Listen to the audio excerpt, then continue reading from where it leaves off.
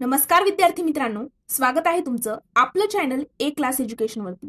मित्रांनो, या मागील व्हिडिओमध्ये देखील आपण बघितलं होतं की सरळ सेवा भरती जी आहे त्यापैकी आता तुम्हाला माहित असेल की काही पद जे आहेत ते एमपीएससीच्या मार्फत भरली जात आहेत, पण आणखी पण काही अशी पदे आहेत जे एमपीएससीच्या मार्फत भरली जात नाहीत। आणि त्याच्यामध्ये आपण जर आता बघितलं तर बघा, लिपिक वगैरे 2021 वेळेला एमपीएससीने सांगितलं होतं की आम्ही जे आहेत लिपिक संवर्गाचे पद जे आहे ते आम्ही आमच्याकडे वर्ग करून घेऊ, आणि त्यांनी नंतर लिपिक संवर्गाचे पद सुद्धा भरायला सुरुवात केलेली आहे।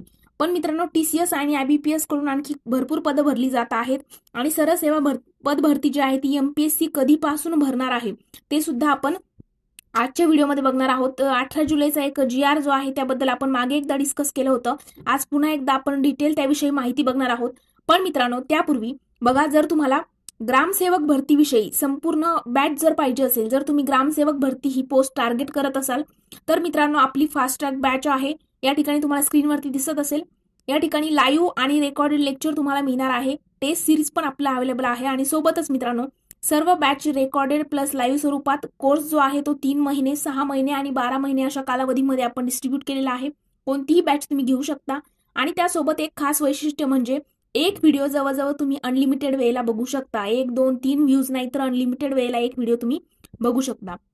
आणि त्यानंतर तुम्हाला मग ही बॅच वगैरे कुठे मिळणार आहे, तर बघा, बॅच बद्दल जर तुम्हाला डिटेल इन्फॉर्मेशन घ्यायची असेल की किती फीस आहे वगैरे, तर या ठिकाणी जो मोबाईल नंबर दिसतोय त्यावरती तुम्ही कॉन्टॅक्ट करून बॅचची डिटेल इन्फॉर्मेशन, फीस वगैरे सगळ्या गोष्टी तुम्ही त्या ठिकाणी मिळवू शकता। पण मित्रांनो, प्ले स्टोर वरती जायचं आहे, त्या ठिकाणी एक क्लास एज्युकेशन सर्च केल्यानंतर या बॅनरवरती तुम्हाला जो लोगो दिसतोय तशा पद्धतीचा लोगो तुमच्या समोर ओपन होईल। तर प्ले स्टोर वरती एक क्लास एज्युकेशन सर्च करून आपलं ऍप डाउनलोड केल्यानंतर तुम्हाला त्या ठिकाणी आपल्या सगळ्या बॅचेस अवेलेबल आहेत त्या सगळ्या काही दिसणार आहेत। सरळ सेवा भरतीच्या बॅचेस असो किंवा एमपीएससीच्या थ्रू येणाऱ्या जेवढ्या काही बॅचेस आहेत सगळे आपल्या चॅनलवरती अवेलेबल आहे। आणि मित्रांनो, त्यासोबत तुम्हाला कोणत्याही प्रकारचा एमपीएससी रिलेटेड डाऊट असेल, स्पर्धा परीक्षा कोणतीही असो त्याबद्दल जर तुम्हाला डाऊट असेल, पोस्ट बद्दल असो, अभ्यासक्रमाबद्दल असो किंवा अदर काही डॉक्युमेंट्स वगैरे याच्याबद्दल कोणताही डाऊट असू द्या, आपल्या चॅनलच्या अबाउट सेक्शन मध्ये त्या ठिकाणी टेलिग्राम ग्रुपची लिंक दिलेली आहे। तर टेलिग्राम ग्रुप आपला जॉईन करायचा आहे, आणि टेलिग्राम ग्रुपवरती तुम्ही आम्हाला पर्सनली मेसेज करून तुमचे डाऊट जे आहे ते विचारू शकता। त्या ठिकाणी तुम्हाला प्रत्येकाला पर्सनली रिप्लाय सुद्धा मिळणार आहे, आणि तुमचे डाऊट जे आहे ते क्लिअर केले जाणार आहेत। चला तर मित्रांनो, आपण आजच्या व्हिडिओला सुरुवात करूया।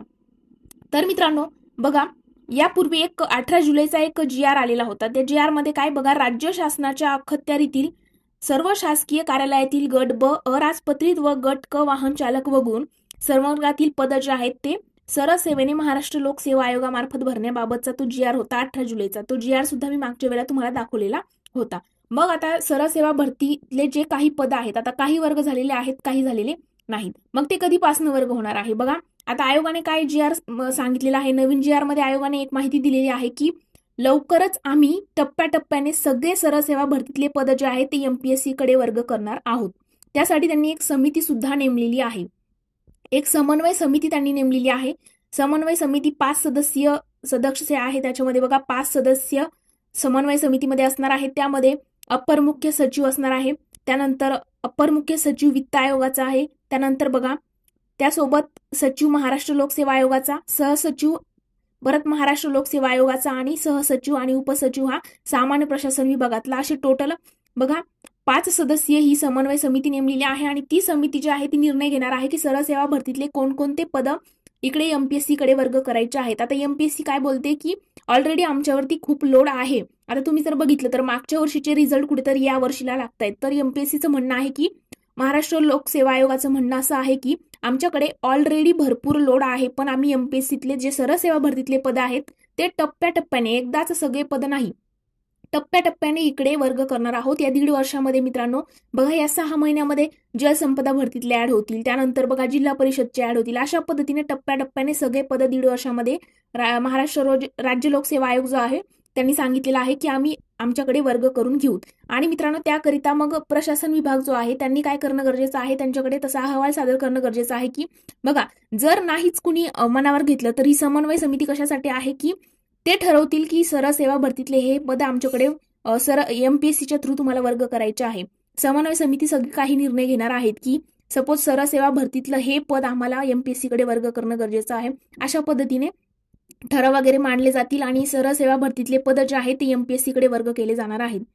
तर अशा पद्धतीचा हा नवीन आयोगाचा GR होता.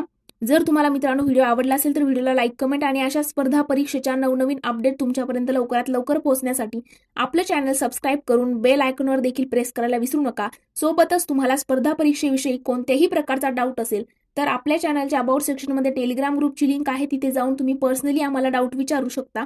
त्या ठिकाणी तुम्हाला प्रत्येकाला रिप्लाय मिळणार आहे आणि प्रत्येकाचा डाऊट सुद्धा क्लिअर केला जाणार आहे.